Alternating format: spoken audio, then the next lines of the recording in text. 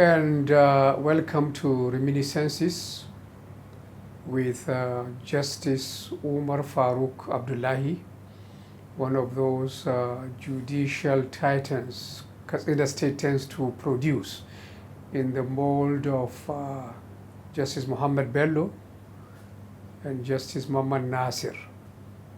Like them, he started his career in the old Kaduna State as a state counsel, rising to become the Attorney General of the state in 1975. He moved to the bench,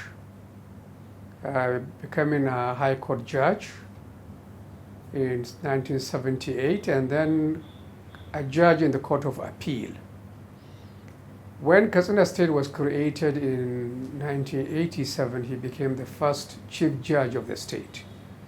And after that stint, he moved up to the Court of Appeal, where he served in various divisions, eventually becoming the president of the Court of Appeal in 2000, I think, which he held for 9 years or 10 years, retiring finally in 2009 or reaching the grand old age of 70. Justice Abdullahi, I'd like to welcome you. Thank you very much. And to start by asking you about those early days in, I believe, Daura, your schooling as a young person. Yes. Alhamdulillah. A'udhu billahi minash shaitanir rajim. Bismillahir rahmanir rahim. My early years are just as ordinary as any young person in the Ngwal Kali family. And the routine thing is education. So we all started as at the Quranic school, and later on we were enrolled in primary schools. I was in Kayalwa Primary School. Kayalwa? Kayalwa. That's it. It's a primary school there then. This is in Daura? No, in Katsina. In Katsina? Yes. Okay. In Katsina. And after we completed primary education, we was supposed to go to the middle school, Katsina Middle School. But then in that year, they started experimenting about senior primary school. So we were the first set to have that experience of attending senior primary school. I could remember there were altogether 96 of us that were supposed to go to the middle school that year. We were divided into two. Which year was this? That was 1953. 53? 53. About 63 of us, all from the Daura, Northern Katsina, and the middle part of Katsina, we were sent to Malumfashi. We were there for about 3 months. But somehow in between, the authorities took a decision that we should better come back to Katsina, all of us. So we all went back to Katsina. And we went to join those in the middle school. We joined them. And we were there up to 1956. Then there was interviews and tests and so on and so forth. And some of us were picked to go to Baliwa College. Some of us went to Kaduna Technical College. Funny enough, all my ambition was to become a clerical officer. So I wanted to go to Sokoto Clerical School at that time. You wanted to be a clerk? I wanted to be a clerk. Why a clerk? I was impressed by the typewriting or something, okay. A typewriter. But somehow, so I avoided all the interviews for those going to Baliwa College. I avoided all the interviews for those going to Kaduna Technical College. Then our principal was the EC patient. He just saw me hanging around. He said, what are you doing here? What happened to you? I've been looking for you. Where were you? I said, well, I was just around. He said, no, not around. All right, you missed 2 interviews. But this time around, why are you not attending the interview? I said, I want to go to Sokoto Clerical College. What are you talking about? You're not going to any clerical college. You are going to the secondary school. So the rest of us were listed to go to Katsina Provincial Secondary School at that time. So 1st January 1956, we all went to Katsina Provincial Secondary School. At that time, there were other students from other provinces. I know there were some from Zaria, from Kano, from Sokoto provinces. Can you remember some of them? Yes, I could. I know, in fact, even since from senior primary school, I know from Daura, there was General Buhari, there was Suleiman Musa, Suleiman Isa Adwa, Mutare Zango, Nuhu Zango. Who else can I remember? This is among the 18. No. Okay. From primary school. Yes. Among the 18s, yes, there are, I think, General Buhari, Mutare Zango, Kabir Daura, Suleiman Adwa from Daura. Then there are some from Funtua. I remember San Aliu. I could remember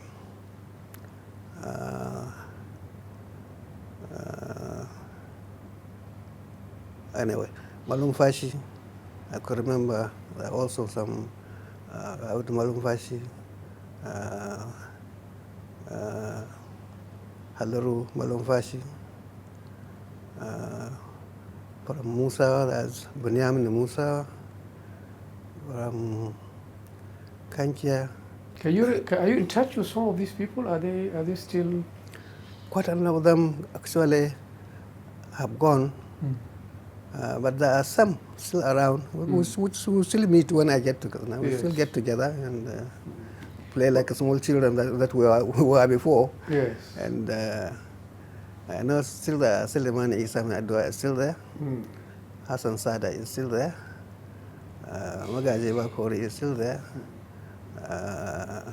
Of course, there is Buhari. People who know, because he's head of state. That's right. People will be curious to know from you what kind of person was he then as a student? Well, as a student, he has always been a very serious student.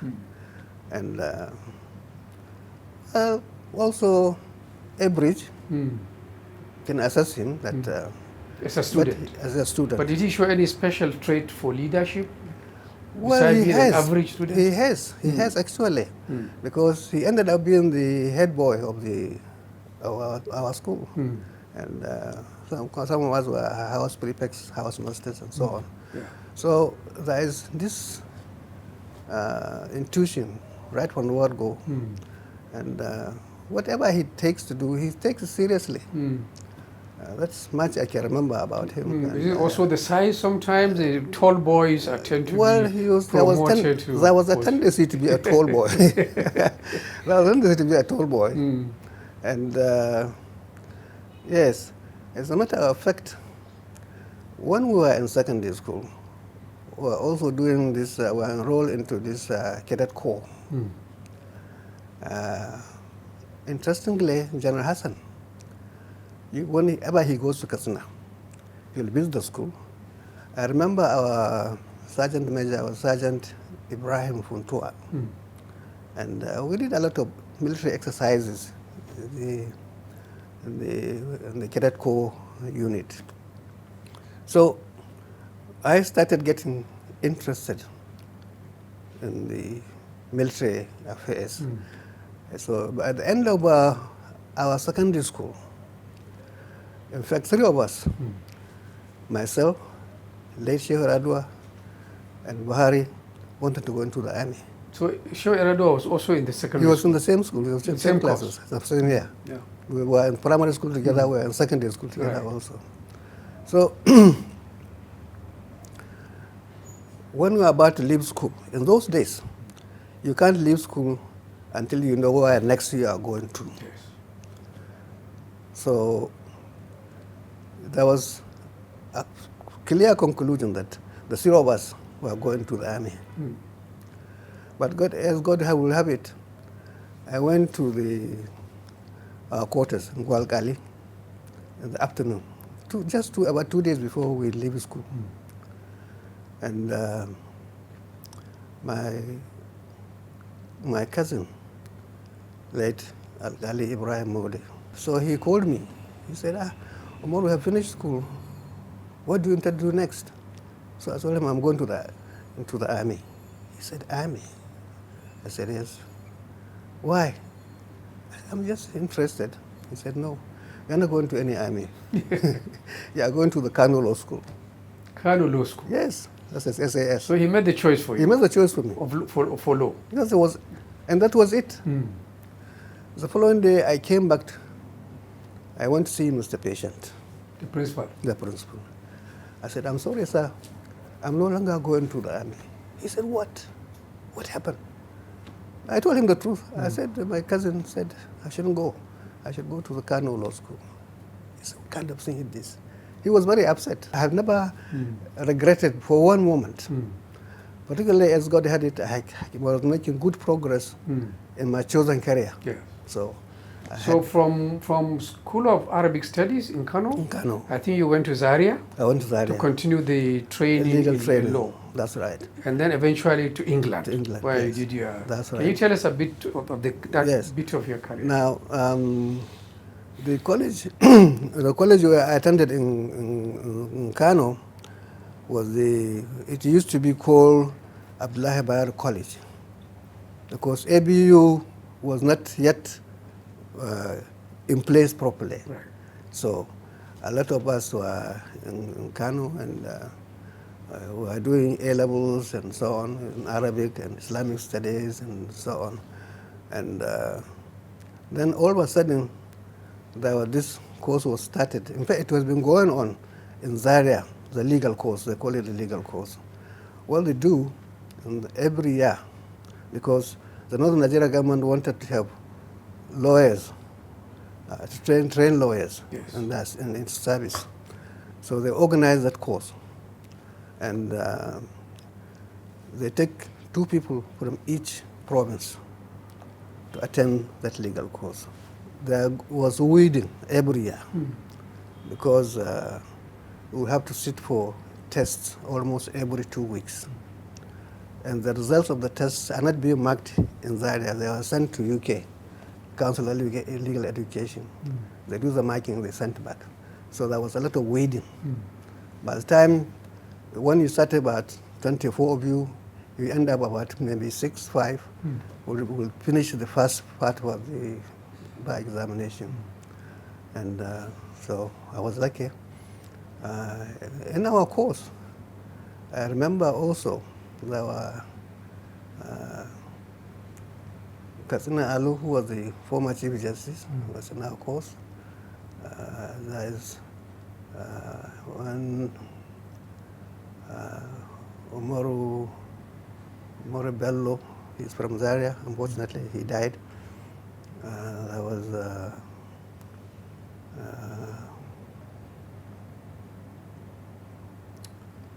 Lawal Abdullahi, we call him QC.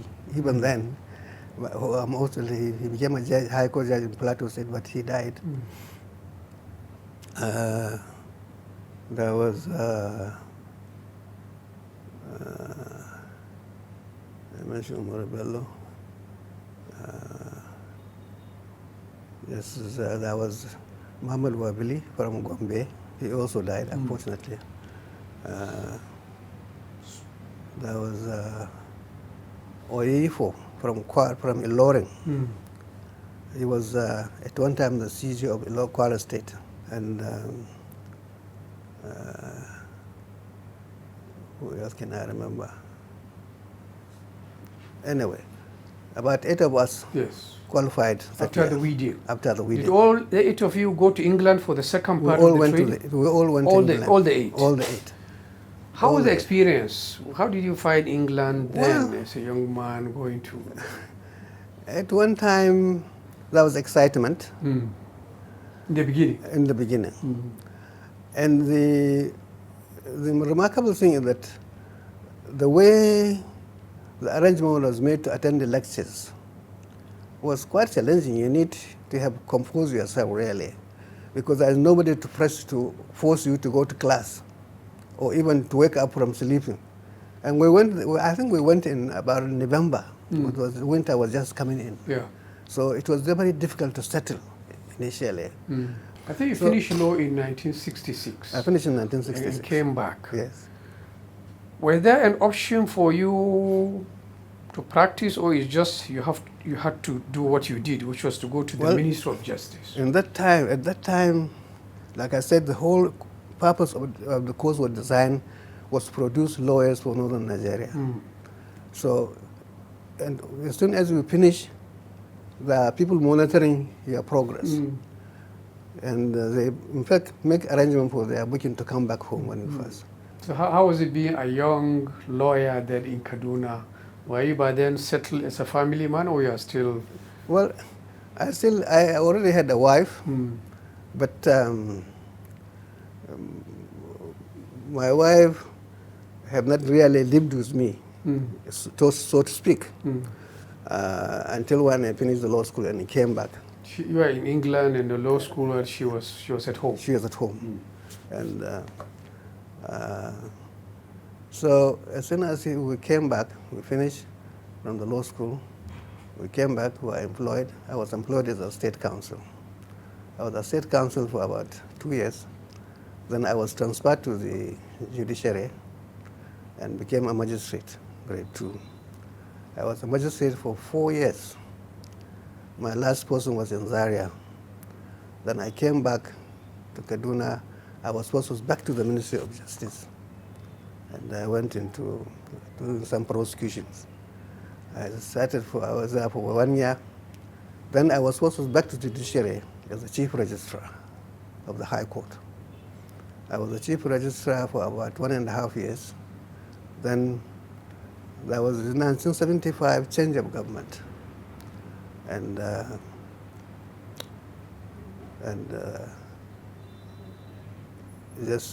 late Justice Nasser, he still rests in peace, was the Attorney General.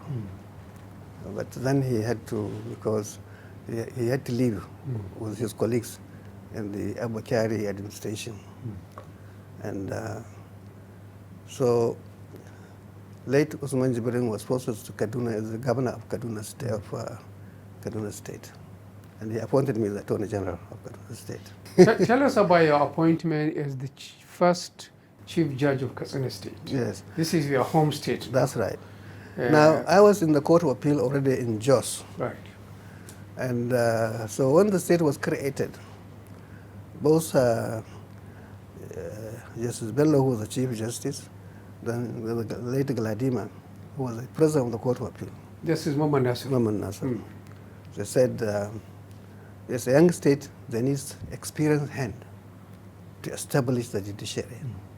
So I was the only target, of course. So did you feel it's a duty for you? You didn't like the... I think I accepted it as a duty. Yes. And after all, it's my home state. So they said, then I say, well, okay, under what condition I'm going? They said, okay, we'll give you leave without pay. You retain your seniority on the Court of Appeal. So I was comfortable with that. So I went back to Katsina. How was it being Chief Judge of Katsina? Well, initially it was tough because there were no judges, there were no court structures. Katsina State was then just a provincial headquarters. There was really nothing. You established this. I established all the system. Made recruitment, recruit judges, recruit magistrates, build courts, build houses for judges, and so on. So I think I was doing it with all the strength I have, with all the experience I had. I really put it at their disposal. By 4 years, I felt that I had recruited about 5 judges then, High Court judges. I appointed some magistrates. I built courts. I have appointed, the administration was firmly in place. And funny part of it, I found the judicial work was a little bit not to my liking. I thought I passed that stage. I felt a little bit frustrated because there's no challenges. Once you serve in the Court of Appeal, you are exposed to challenges. But when you are in the High Court, I thought it was a little bit too tight for me. So I said I will go back to the Court of Appeal. So you lasted only 4 years? 4 years. You couldn't, if you like, if you wanted, you could have stayed I could longer. have stayed. Yes. I could have stayed, but I found that I have maybe hit the end of the... I no longer enjoy Being Chief Judge. the judicial work because, like I said, it's a bit more localized. There aren't very good lawyers that will appear and to challenge you. Challenge you, and so that he can do into research and make sure that you know what you are doing as a judge, so on and so forth. It's not as it is in the court as it's not as similar thing in the court as it is in Court of Appeal. Right. So was there pressure on you as a local man? You're the chief judge, but you're from the locality, you're from the state. Did you experience any people trying to influence you, maybe important people? No. In the first place, many people in Katsina do not know me because I didn't stay in Katsina long enough for people to know me. Most of my career was outside Katsina. So I don't have that pressure from people who think they know me, they can come and talk to me about it. So that was the luck I had. And maybe also the background from where I came from is a judicial family. And I know I always look back at that, where I came from.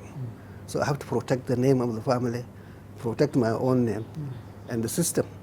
So that made it much easier for me. I never had interference from any of my relations, well, for whatever reason, because they were also judges.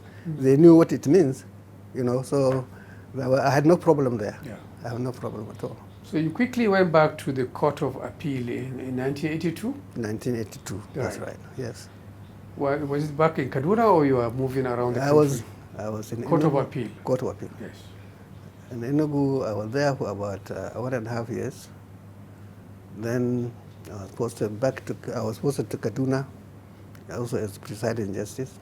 I was in Kaduna for about 4 years, and then came to Lagos. That was the time also General Abdullahi came into office. In fact, he was the one who appointed me as president of the Court of Appeal. So this presidency of the Court of Appeal, which is the highlight of your career in the judiciary, right? Was this a political appointment? Is it something that the president can pick anyone, or? No, it's a judicial appointment. And in the judiciary, we're like military. We respect seniority. So, if you are senior, a job comes in for the senior, you get it. You don't have to lobby for it. People who do the appointment, they know they have the records, they have the name, they have the record of performance, and so on and so forth. If they are satisfied that you can do it, they give you the job. So that's what happened in my case. You spent 10 years? I spent 10 years in the vice president of Court of Appeal. You were one of the longest there. One of the longest serving. Yes. Up to now, I don't know whether someone would break my record or not, but we are still there. To the layman out there, the tendency is to think of the Supreme Court, maybe the word supreme, as being the really... The catch word. Yes, that's the last word in judiciary. I mean, you didn't go to the Supreme Court. No. Is this something you missed, or you felt that, look, you didn't cap your career? No. I think I was very happy and consumed in the Court of Appeal. And there was a practice. In fact, I think up to now, anybody going to the Supreme Court will have to come through the Court of Appeal. It is, in fact, a training ground for the justices of the Supreme Court. Right. And it has been the practice for many years. Yes. And it's still, I hope, will remain the same. And Supreme Court is not a joking place. I mean, you need somebody who knew from the word go what he's doing, why he is there. We still, I think, need to stick to the old principle that if you want to go to the Supreme Court, come to the Court of Appeal first. At least stay for some years, 3, 4, 5 years. Then you are well prepared because the system is the same. Yeah. We operate the same system in the Court of Appeal the way you operate in the Supreme Court. We don't take evidence in the Court of Appeal. We rely on cold printed record. And if you are used to that, then I think you will find it much more easier to sail through. The same Supreme Court, they also don't take evidence. They use printed record to arrive at a decision. And also presentation. You need people who are articulate, who are good. They are there to help with the administration of justice. They are there to do their duty as an officers of the court, to assist the court, not to mislead the court. And you need people of integrity from the bar to do that. They don't take advantage of the loophole in the system to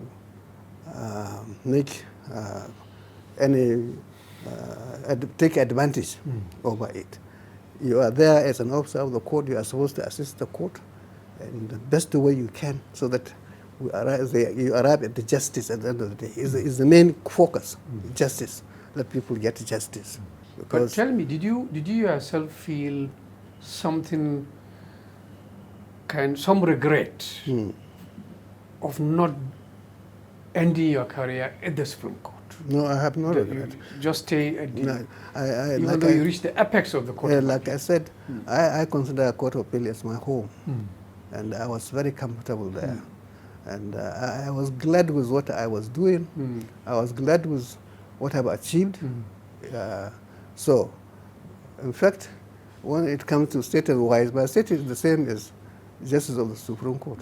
President of the Court of Appeal is the same level as Justice of the Supreme Court. So I'm not missing anything, really. What judgments can you remember in your career that you say made, were weighty, something you still recall? When it comes to, before the advent of political arena in the place, I prosecuted cases. I get some people who are convicted for murder, and there was one particular case that really stayed for a long time in my mind. There was this chap, I think it's in Zango and Daura, two brothers. Their father asked them to go to the farm and do some work. One of them went. The other one refused to go. So later on, when it time to have meal, the brother came back home. The one who went to the farm came back home.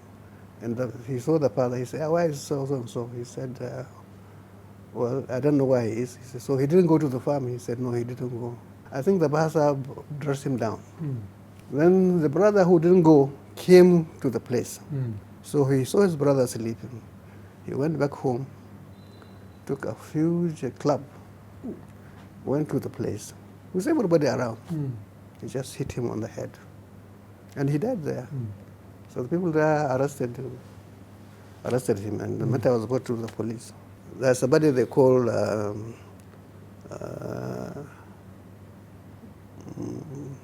prerogative of mercy. I remember the late Emir Abdullahi was the chairman of that body. They went through his case. They found no merit. So they dismissed the case. In fact, after they have gone through the appeal to the Court of Appeal, because it's automatic in those days, then to the Supreme Court. In fact, there was no Court of Appeal at that time, actually. So from the High Court, the case will go straight, an appeal will go straight to the Supreme Court. The Supreme Court dismissed the appeal. And then it went to the prerogative of mercy. They looked at it, they also dismissed it. Now, the point I'm going to make is that on the day that boy was going to be executed, I was the chief registrar. And as the sheriff, I was supposed to be present at the place of the execution. So they sent me an invitation. I went to the prison yard. And they gave me the list. I saw his name, but I was already in, so there's no way of escaping. So you remember that you were the one I remember I was the one who advised that he should be prosecuted. I prosecuted him, and he was convicted, and so on and so forth. So when his time came to go to the gallows, I was standing together with some officials of the prison yard and some police officers and so on. He stood right in front of me. He said, "Do you remember me?" I said, "Yes, of course I remember you. You see what God has done for me?" And I said, "Yes." But he said, I had done it for myself. I have no blame on any of you. Well, I couldn't even reply because I was overtaken by emotion. Yeah, somebody who was going to die. Who was going to die. And he stood in front of me to mention those words. Then he moved on, went to the platform, and he was executed. You watched the... I watched the execution.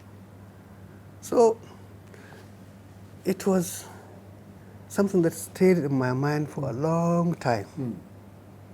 So what prosecutors face is not an enjoyable work as such, but it's a duty. Yeah. What are political cases? Political cases... Have you been involved in political cases that also stayed with you or made... I did some. I did some. I remember the case of late Abdullahi when he was arrested. When he was arrested for declaring himself president? For declaring himself the president. Yes. So they said they can go and ask for bail. I remember his counsel, G.O.K. Ajayi was his counsel. He applied for bail, but the conditions given were so stringent that it was not worth it at the time, so to speak. And so G.O.K. Ajayi rejected the terms of the conditions. And God has got his habit. Late Abdullahi was in Kaduna prison, but he was somehow transferred to the case was in Kaduna division, but the case was transferred to Kaduna division. So G.O.K. Ajayi went and filed a fresh application for bail. Well, we had discussed. So it was transferred from where to Kaduna? Was the case in your division in Kaduna, where you were the presiding? Where I was presiding. Right. So jurisdiction has shifted from Abuja to Kaduna. So because that's where he is now. So they went and filed the application for review and for grant of softer kind of conditions for the bail. I remember three of us, myself, Justice Mahmoud, who was the Chief Justice, was there. He was my number 2, I think. Then another fellow from Calabar. So we had a look at the application. We were not thinking of the political implication. We were only looking at the justice of the case. So we decided that if he's qualified and he produced enough evidence, we should grant him bail. It's a lesser, because there's an appeal against the stringent condition given. We have to modify the situation. And so we took the case, we granted him bail, we modified the conditions to acceptable level. What we didn't know at that time, the powers that be didn't want the way we acted. So it became a problem, particularly for me as the presiding justice. How did you know it was a problem? Well, I knew it was a problem because at that time there was Gorzo, I think he was the national security advisor to late Abacha. We were friends with Abacha. We used to play snooker in Kaduna Club. When he was there, I was there in Kaduna. But It's young, when you were younger. that's when we were He was younger. a young officer. That's right. Yeah. And and we remained friends for a long time. But somehow he was so unhappy with the way we handled that case. Not thinking, not minding that we are not politicians, we are judges. So, but he was upset, and particularly with me. So one day, Gorzo was passing through to Kano. He branched at the court, and we had exchanged pleasantries. He said, "Look, I'm going to make an arrangement for you to go and see the head of state." I said, "Why?" He said he was very upset about your ruling. I said, "Look, I'm a judge. I'm supposed to follow administration of justice and do what I think is justice. So if that's the reason why you are going to invite me, please don't, because I'm not going to come."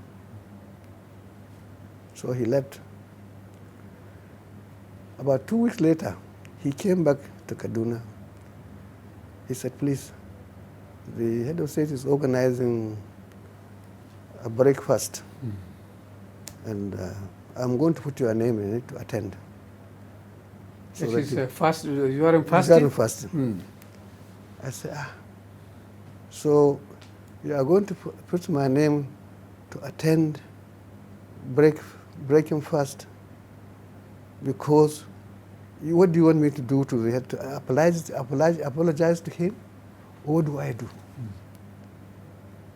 Why don't you advise him that this is a legal process? Why pin it on me? I'm only doing my job. So it was left at that, or you eventually go to meet Abacha? I didn't go. I didn't go until much later. I think he came to realize that maybe his other being misinformed, or he didn't appreciate our position as judges, the way we had. And it was in fact a chance meeting. And I think there was a seminar or something which he attended. So after he opened the seminar or something, he saw me, people were rushing to greet him, I didn't move. So he came down to me. He said, we are still friends. I said, yes, we are still friends. So that really ends the... I believe there is another friend of yours who was upset with a judgment in which you were also involved. I'm talking of General Buhari. Yes. President Buhari. Yes. He keeps saying that here was this his classmate, Muslim from the same state, and then he now ruled, or I don't know, you didn't quite support his... I stopped him from becoming the president. How do you feel about that? I felt bad, because I believe if Buhari has been properly advised, he wouldn't have gone the way he went. It wasn't the way. And but he took so much heat that I didn't make an effort even to see him. Why, in fact, should I even bother myself to go and explain to him? Judges do not explain the reason for the judgment, for their judgments. They just pass their judgment. If you pass the judgment, you pass your judgment. You don't have to explain to anybody. So I took that position, that I don't have to explain to him. In any case, looking at the background of the case, initially, in fact, when we were going to sit, I raised, my wife then was the electoral commissioner in Edo State. I raised it in open court that my wife is a party. She was cited as a party. She was an INEC. By INEC, that she was an INEC. I said, I want to withdraw from this case. But both counsel on both sides said, no, that's not enough reason for you to. We know you, we know what you can do. So please stay on and go ahead. And we went ahead. we finished that case. We had a conference. We all agreed where this case was go. So on the eve that we were going to deliver the judgment, in the afternoon, there was a guest house. We had a guest house then in Asokoro. We were all sitting down there, 4 of us in fact. Later on, one of our colleagues who was part of the panel came in. He was looking a bit perturbed. He was worried. I said, so why are you so, you don't look cheerful. What is wrong with you? What is the matter? He said, no, he doesn't think he can go along with us. I said, that's no reason to be unhappy. You're entitled to write your own judgment. After all, the majority of the decision is the majority of the judgment of the court. So we can write your decision judgment, no problem. What do you want? This was Justice Osofo. Osofo. Yes. Who became eventually, he was ambassador to. Well, I didn't want. I think the world knows about it. Well, anyway, so he said. I said, what do you want us to do? He said he wants the judgment today to be shifted from 9 o'clock to 12 o'clock so he can be able to write something. He said, fine, we'll do it for you. What else do you want? He said he wants copies of. Were you the presiding? I was the presiding judge. I was the president. Of that case. I was the president of the Court of Appeal. So it came to the Court of Appeal. Yes. Yes. I was the president of the Court of Appeal. So we gave him all the latitude. Then the following day, we went into court. We delivered our judgment. He delivered his minority judgment. That was the end of the matter. The majority of the decision is a decision of the court. Minority judgment is minority judgment. So that was what happened. And I think, I must say, I'm sorry, I still want to believe that Buhari was not advised on this matter. By who? By his lawyers? Well, I don't know. And what we came to know later on is that Ahamba was his lawyer. Ahamba was. That's right. Ahamba approached Sofo. Look, this is a very important case in my life. To say that I got nothing out of it is not good for my standing. So, can you just give me your vote? So, they did that discussion. That's why Sofo came in looking perturbed, looking disturbed. And we so initially he was with you. He was with us. Now later on he we were just going over the judgments to drop for T's and I's and something. When he came in and he raised this issue, we said, okay, have your way. So that's how it happened. And we did our judgment. He did his minority judgment, and that's it. You have no regret about it? I have no regret about it. It seems some people feel that you are in the way of this great ambition to become president at that time.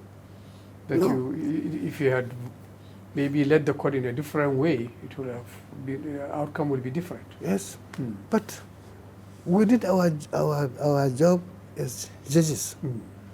We relied on the facts and the presentation. Facts and the law. It's not just our own personal something. In any case, what is so disturbing about the whole thing is that me as a head, each one of us, I was just first among the equals. I was just first among the equals. Yes.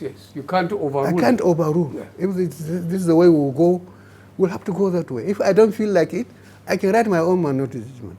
But we all agreed. So why happen it on me? And start citing that your classmate, you're from same state, from same Did it affect your relationship going forward? To be honest, it did.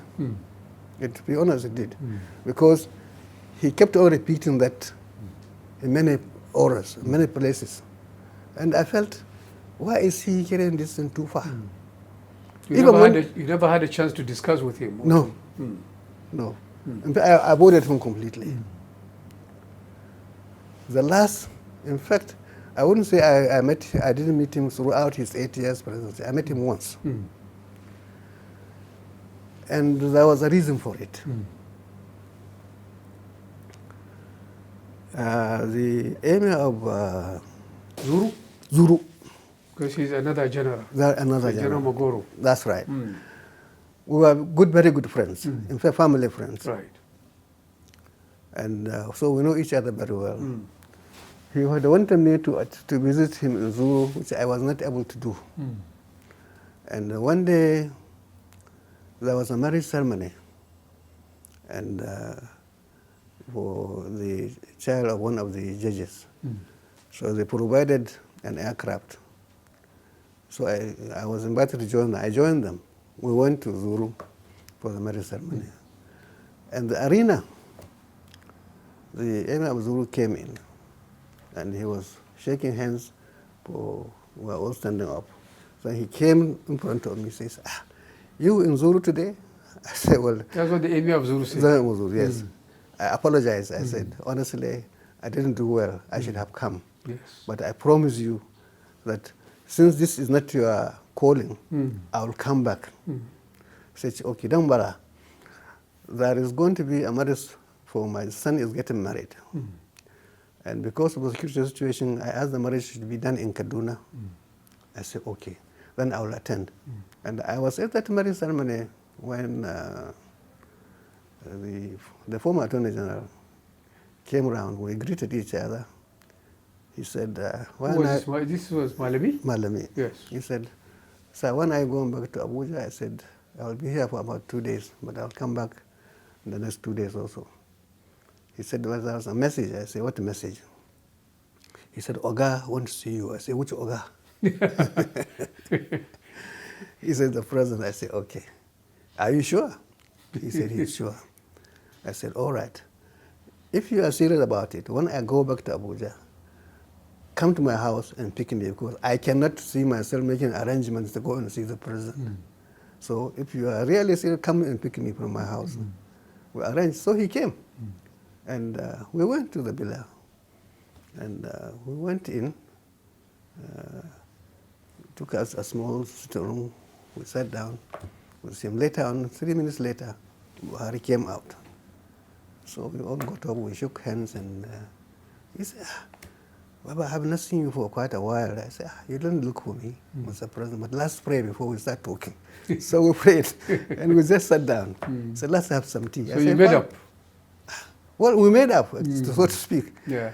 We kept on chatting. You know, he was things that had long time happened. He came up with the subject of our discussions, and so we were talking for about 10, 15 minutes. But not about the court judgment. But he didn't tell me why he sent for me. And I didn't ask. So he said, look, I'm going to Qatar. I think there was a conference he attended on economic something in Qatar. I'm going tomorrow. When I come back, I'll send for you. I said, fine. And we parted. He didn't look for me, I didn't look for him. Up to the time, we all parted. So this is how we are. But there is this annual visit by his old classmates to greet him either for Salah or something. I never attended. Yes. I never attended for simple reason that I use my common sense. This man, it's true, we have been close together, we have grew up together, and so on. But he had this notion that I was the one who stopped him from becoming the president of this country. So I don't know how he will react when I go to his own house. And I don't know how I will react. So I said, okay, I advise myself, keep away. And that's what exactly I did. I never attended those visits. What do you feel about the general impression that the judiciary in Nigeria is corrupt, that it doesn't give justice, sometimes it's technicalities? Yes. Sometimes judges are influenced. Well, what do you feel as a senior judge about this kind of allegations? That's a very good question. And to be honest with you, I feel worried myself with the amount of allegations. I have no doubt in my mind that are very good judges. They are still very good judges. But you know, an institution like a judiciary, one person can scatter a lot of things. And I believe all these allegations are not for nothing. There are some, I think, who have fallen by the wayside. But what worries me, you know, in other clients, when a person like a judge has done something wrong, there are processes. You can take steps to get him removed. If he's used to taking bribe, he'll continue taking bribe. But if you report him to the authorities, a process will be taken, he will be removed. Then you have stopped something terrible that had been probably should not be associated with the judiciary. And so I will not say those allegations are far-fetched. There are some element of truth in them. But then so long as we keep on accommodating those kind of characters in the judiciary, I think we are doing a lot of disservice to the nation. How did you react to the Onoge case, where a sitting Chief Justice was now reported and exposed, raids into his house, and eventually hounded out as corrupt judge with money in his bank account? Well, that is a classical case, I must say. I know Justice Onogen very well. He worked under me in the Court of Appeal before he gets to the Supreme Court, eventually became the Chief Justice. And but those traits that eventually came up were not available to me. So I all the time regarded him as a good judge, a clean judge, and so on and so forth. But then again, you see, the people who brought out these things, they knew these things were there. They didn't do anything about it until when I think something happened. Then they thought this is an opportunity for us to bring about all these things. So that's what I'm saying, that it's not good to keep a character who does not deserve to be a judicial officer in office. You knew that was been doing things, because those things are not done over a week, in 1 week or 2 weeks. They must have been going on for quite a while. But everybody, those who have the fact that who can start something, did not do anything until it became so bad. They could have stopped it if they had wanted to. Look, we know. Look at this. Can you explain this? If you can, please stop it. But nobody did anything. Are you worried that now it seems that all high-profile political cases for governor, for president, end up being just determined by a few judges? That's what people are now saying. Look, now it is the judiciary that chooses our president rather than the public. No, I don't think so. I think that's a misconception. I think it's a misconception. I mean, the process is guided by law. From both ANEC, who are organizing the elections, they have guidelines, they have rules, they have procedures, and so on and so forth. And there's the Electoral Act, which gave guidance for everyone to follow. Yes, you hear a lot of things that governors are interfering and people are snatching boxes and so on. And somewhere along the line, results were hijacked, results were altered, and so on and so forth. But to be honest, the judges cannot manufacture those things. The judges will rely on the facts and the figures placed before them. And each of these politicians have a counsel, supposed to be a senior lawyer, handling their cases, who are supposed to know these rules and regulations. Where they have been breached, they know. Where they have been complied, they know. But somehow, as if there's a conspiracy, just to overload the judiciary with the problem. Everybody kept quiet until a judgment has been delivered, then they jumped. Oh, the judiciary is this, the judiciary is that. I don't think it's fair. How is life in retirement? You've left the system now for maybe 13 years or more. Well, 11, 10, So 12 years. do you find that you don't have much to do, or are you content? No, I think I have tailored my life that I don't overburden myself. With, when I receive a lot of invitations for participate in this workshop or this, but I choose the one I want. And once in a while, I attend. Others, I say, I'm sorry, please look for somebody else. But like I said, one institution that I now play a greater role is body of benches. Because I am a member of the body of benches. I am a life bencher. I was even a chairman at one time. So you're a life member. You have I'm to continue. Yes. What does the body do? Well, they are supposed to be in charge of discipline of lawyers and regulate call to the bar of new lawyers, cooperate with the Council of Legal Education and the law school, and then when the students were trained, they have passed the exams, then they attend. The body of benches will have a look at them, look at their character, determine who is fit to be called to the Nigerian bar. I accept my time fully on that. But all the other things, sometimes I choose the one I want to do. Sometimes so what do you do with your time now? Well, I read. I have a big library. You can see the What do Quran you read? there. What do you read? Well, general reading. Sometimes there are specific areas where I do Islamic. We do every week.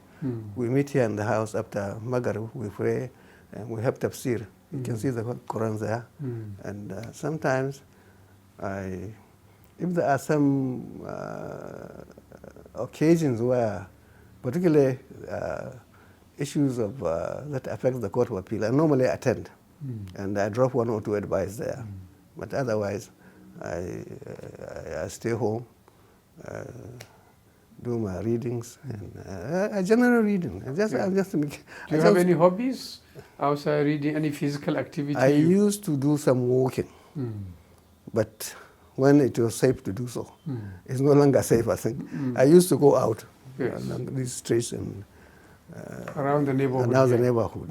But even that one, I think some of my security conscience friends said, you should better do it in their house. So I did it at home. How is family life for you? Fine. My children have all grown up. We grow all together. And you've always been married to one wife, I think. Yes. Well, not all the time. There was time when I had three at one time. But my first wife was my relation. She was my cousin. She died. And the second one also, she died about 2 years ago. So this one is only one now. I don't intend to go any further. I'll stay here. Thank you, Justice Umar, I think. Yes. That's the Katsina way of saying yes, it. Yes, Abdullahi. Thank you very much. Giving us insight into your long life. Yes. We wish you the best. Thank you very much. Thank you, viewers, for joining us in this episode of Reminiscences. I hope we'll see you another time. Goodbye.